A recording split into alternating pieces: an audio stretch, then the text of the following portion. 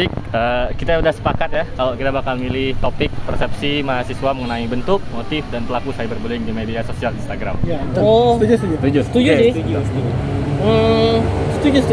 Oke. Oke. Dari kelompok 8 akan melakukan wawancara tentang persepsi mahasiswa tentang cyberbullying pada media sosial Instagram. Di sini bersama dengan Perkenalkan, nama saya Wasika Hasya dari program studi Rekayasa Sistem Komputer. Oke. Baik, saya akan bertanya nih Kak ya. Pertanyaan pertama itu berdasarkan pengalaman Kakak selama menggunakan Instagram, bentuk cyberbullying apa seperti apa yang pernah Kakak alami atau Kakak saksikan gitu. Bisa tolong sebutkan dan jelaskan bentuk-bentuk seperti itu seperti apa? Kalau saya sendiri, saya belum pernah mengalami cyberbullying, cuman udah pernah menyaksikan. Itu tuh bentuknya kayak hate comment, yang kayak rasis, yang mengatakan, ngata-ngatain orang gitu. Oh, baik. Berarti oke. Baik, pertanyaan kedua adalah kita bicara soal motif dan alasannya nih. Berdasarkan pengalaman Kakak, apa yang menjadi motif atau alasan seseorang itu menjadi cyberbullying di Instagram? Kayaknya kalau sepengamatan aku, biasanya motifnya tuh kalau ndak iri, kayak cemburu gitu, atau ndak dia kayak ndak suka sama orang yang dia bully gitu. Oh, baik. Lalu pertanyaan terakhir ini Kak, ini mengenai pelakunya. Berdasarkan pengalaman Kakak di Instagram, siapa saja sih yang biasanya ciri-cirinya itu menjadi pelaku di cyberbullying Instagram ini? Pelakunya tuh bisa dari mana aja, bahkan bisa dari orang terdekat sendiri, ataupun mungkin orang yang kita kenal kayak teman atau mungkin keluarga gitu. Oh, oke. Baik, 3 pertanyaan utama sudah terjawab semua. Pertama, berdasarkan pengalaman Kakak nih, bagaimana bentuk cyberbullying itu terjadi di Instagram? Lalu sebutkan dan jelaskan gimana bentuknya gitu Kak. Mungkin kayak berkomentar dengan kalimat-kalimat kasar atau menghina, atau menyebarkan fitnah. Mungkin seperti itu ya. Oke, lanjut Kak. Pertanyaan kedua itu berdasarkan pengalaman Kakak nih, bagaimana motif pelaku cyberbullying itu terjadi gitu Kak? Coba Kakak adakah sedikit pengalaman gitu mengawasi cyberbullying ini terjadi gitu? Kalau menurut saya itu mungkin karena dia merasa lebih tahu, merasa lebih baik gitu ya? ingin, misalnya opininya itu merasa lebih baik atau ingin lebih menang gitu. Oke. Kalau soal berdebat. Baik, pertanyaan terakhir Kak, berdasarkan pengalaman Kakak nih, biasanya nih pelaku cyberbullying itu ada ciri khas nggak sih Kak gitu? Kayak, oh ternyata orang kayak gini adalah pelaku cyberbullying gitu. Coba Kakak adakah pengalamannya? Kalau dilihat sih biasa tuh seperti yang tadi saya jelaskan lah, mungkin dia dalam hal-hal kecil, misalnya debat itu dia tidak mau kalah, jadi itu kayak mungkin biasa cenderung memberikan kata-kata yang kasar gitu, kalau dari debat aja nggak mau kalah. Baik rekan-rekan, itu Mulai dari saya ya. Oke. Biasanya tuh di Instagram ada cyberbullying tuh berbentuk ujaran kebencian. Nah ini biasanya motifnya ya biasa balas dendam atau ya sekadar mencari sensasi begitu. Bentuk ini ada yang dari secara publik atau secara privat. Yang secara publik ini biasanya spam di komentar atau mereka menebarkan pencemaran nama baik melalui akun mereka. Lalu untuk yang secara privat itu mereka menyebarkan ancaman secara pesan secara langsung. Oh, maksudnya DM. Ya, Oke. ya. Motif cyberbullying ini karena benci, iri dan dengki sih. Lalu biasanya melihat kesuksesan orang itu mereka ingin menjatuhkan orang tersebut. Ya. Tapi ada juga yang kebanyakan mereka tuh cuma ingin cari sensasi gitu. Jadi ya mirip kayak bullying di dunia nyata. Mereka tuh ya melakukan bully hanya karena kesenangan mereka gitu. Oh, baik. Oke, Kak, ini untuk pertanyaan terakhir nih Kak. Berdasarkan pengalaman Kakak, siapa sih ciri-ciri pelaku cyberbullying gitu? Coba sebutkan dan jelaskan bagaimana ciri-cirinya. Kalau dari saya pelaku cyberbullying itu kebanyakan anonimus. Tapi ini bagaimana? Ya, anonymous juga sih, karena mereka tidak ingin identitas asli mereka terbongkar gitu. Oh, baik. Biasanya tuh kalau yang saya mungkin kita dari pengalaman pribadi aja lah ya, bentuk cyberbullying itu contohnya tuh kayak yang baru-baru ini tuh si Cacu, mungkin beberapa ada yang tahu ya, dia tuh menggelar pernikahan, cuman tuh banyak yang nggak expect sampai dia tuh dibully sefisik-fisiknya, kasihan kan dibully di hari pernikahannya dalam bentuk-bentuk, jadi tuh dia ini kayak dari segi atas sampai bawah tuh dibully sama netizen, jadi kasihan gitu liatnya. Banyak sih semacam bentuk bully itu, bahkan kayak yang nggak harus kita bully itu pun masih dicari celah jeleknya gitu.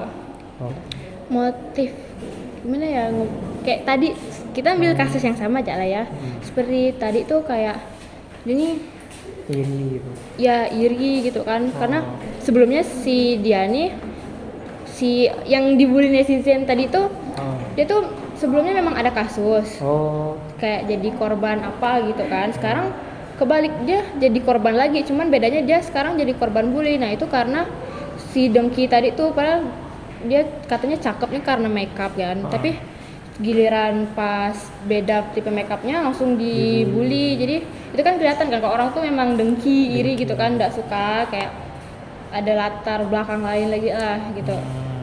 Oke, kalau ini untuk pertanyaan terakhir nih, berdasarkan pengalaman kakak nih, siapa sih biasanya pelaku ini terindikasi sebagai pelaku bullying gitu kak?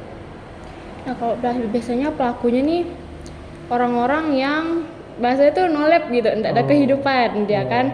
Terus jadi terus juga dia kurang edukasi, perhatian gitu kan, jadi kayak asal nyebut juga. Terus udah mentalnya tuh mental sosmed biasanya yang kayak gitu tuh dicari jadi pengecut, terus akun fake gitu tuh banyak tuh, biasanya gitu sih.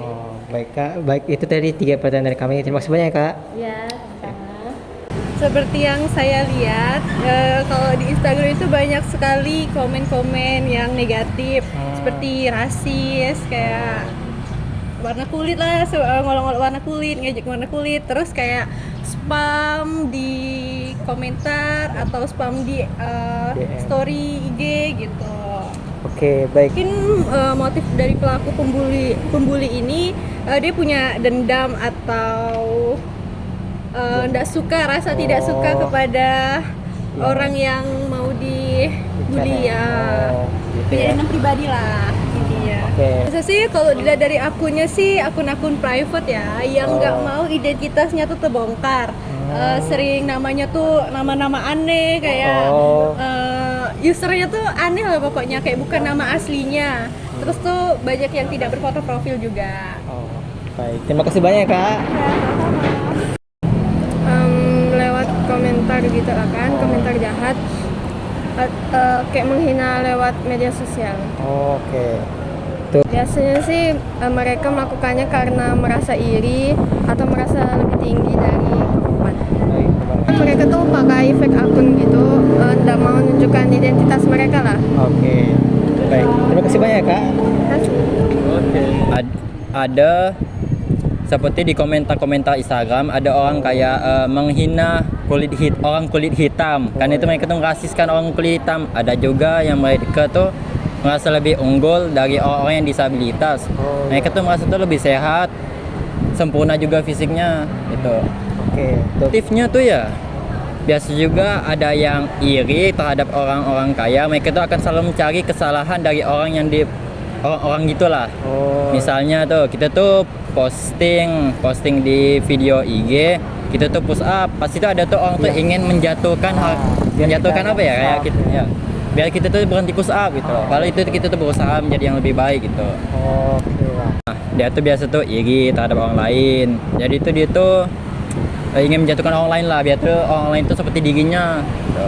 Yang kedua, dia tuh memakai fake account, biar tuh identitasnya itu tidak ketahui pas menghina orang lain. Nah itu aja sih sepertinya. Nah karena saya sering memakai media sosial Instagram ya, jadi selama pengalaman saya dan yang telah saya sering lihat di Instagram itu, bentuk cyberbullying itu macam-macam, seperti body shaming, lalu penghinaan terhadap fisik, ya itu body shaming juga ya. Tentunya tentunya menurut saya ya, dari pandangan saya ya, pelaku cyberbullying ini dia tuh tidak pernah merasa puas ketika melihat seseorang tuh bahagia. Ya jadi dia tuh tidak mau orang itu tuh merasa bahagia terus-terusan. Jadi sehingga dia, apalagi orang yang baru terjun ke media sosial ya, pastinya dia akan membuat seseorang itu merasa kayak tidak pede.